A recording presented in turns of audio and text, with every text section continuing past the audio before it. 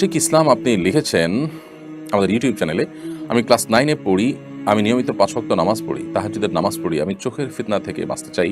আমি একটি প্রাইভেট পড়ি, সেখানে অনেক মেয়েদের সামনের সিটে বসায় আর ছেলেদের বসায় পেছনের সিটে।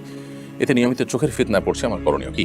ভাই আশিক ইসলাম, আল্লাহ রাব্বুল আলামিন আপনাকে এ ধরনের ফিতনা থেকে হেফাজতে রাখুন। বিশেষ করে মেয়েদের যে ফিতনা, অর্থাৎ মেয়েদের সৌন্দর্য, রূপ, লাবণ্য ইত্যাদিতে আসক্ত হয়ে ভুল সিদ্ধান্ত নেওয়া কিংবা গুনাহে লিপ্ত হয়ে যাওয়ার যে একটা আশঙ্কা রয়েছে, এই ফিতনাটা পুরুষদের জন্য খুবই জটিল এবং কঠিন ফিতনা। নবী করিম সাল্লাল্লাহু আলাইহি ওয়াসাল্লাম বলেছেন, আমার পরে পুরুষদের জন্য এই ফিতনার চাইতে বড় কোনো ফিতনা আমি রেখে যাইনি, যে ফিতনা পুরুষদেরকে সবচেয়ে বেশি কাবু করে ফেলতে পারে এবং দুর্বল করে ফেলতে পারে।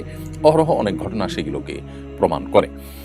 তো এরকম পরিস্থিতিতে আপনার পড়াশোনা করতে গেলে, বিশেষ করে সহশিক্ষা যেখানে আছে, সেখানে আমরা জানি যে আপনার প্রাইভেট হোক, আপনার স্কুল নিয়মিত স্কুল কলেজের পড়া হোক, ক্লাসরুম হোক, সেখানে ছেলে মেয়েদের সামনাসামনি বসানো হয়।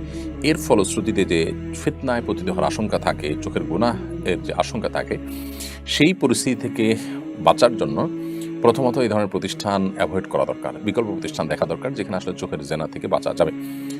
সেরকম প্রতিষ্ঠান পাওয়া কঠিন এবং দিন দিন সেটি আমাদের জন্য সংকীর্ণ হয়ে আসছে, আমরা জানি। যদি সম্ভব হয় তাহলে সেক্ষেত্রে সেটি করতে হবে, আর যদি সম্ভব না হয় তাহলে সেক্ষেত্রে নিজেকে সর্বোচ্চ চেষ্টা করে বাঁচানোর চেষ্টা অব্যাহত রাখতে হবে। অর্থাৎ নিজের নজরকে হেফাজত করতে হবে, যাতে করে কোনোভাবে পরনারীর দিকে দৃষ্টিপাত না হয়। এবং যদি নিয়মিত চোখের জেনা হতে থাকে, নিজে গুনাহগার হতে থাকেন, তাহলে এই শিক্ষা অর্জন করা কোনো মুসলমানের জন্য জায়েজ নয়, যে শিক্ষা তাকে প্রতিদিন গুনাহে লিপ্ত করায় এবং তাকে এই ফিতনা পতিত করায়। এজন্য এ ধরনের পরিস্থিতিতে আমাদেরকে কখনো কখনো হার্ড ডিসিশন নিতে হতে পারে, কারণ দিন শেষে আমার তাকওয়া, আমার ঈমান, আমার দিনদারিতা, আমার আল্লাহ বিরুদ্ধে, আমার গুনাহ থেকে মুক্ত থাকার বিষয়গুলো, এগুলো আমার অ্যাসেট এবং সম্পদ হিসেবে থাকবে। একমাত্র সেগুলো যদি নষ্ট হয়ে যায়, তাহলে ঈমানদারের কাছে এই পড়াশোনা বা এই কাজকর্ম, এগুলোর, এই ক্যারিয়ারের কোনো মূল্য থাকতে পারে না।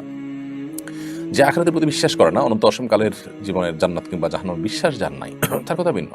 যেটা বিশ্বাস করে, সে নিজেকে অনন্ত অসীমকালের ক্ষতির মুখোমুখি করে খুব সীমিত সময়ের, সীমিত কিছু বছরের সুখ শান্তি, তাও সেটা সম্ভাবনা আছে, নাও হতে পারে, এরকম একটা বিষয়ের বিনিময় সে নিজের অনন্তকালের দুঃখকে কখনো নিজের করে নিতে পারে না। সেজন্য এ ধরনের পরিস্থিতিতে আমাদের সর্বোচ্চ তাকওয়ার পরিচয় দিতে হবে। আল্লাহ তাআলা আমাদেরকে তৌফিক দান করুন।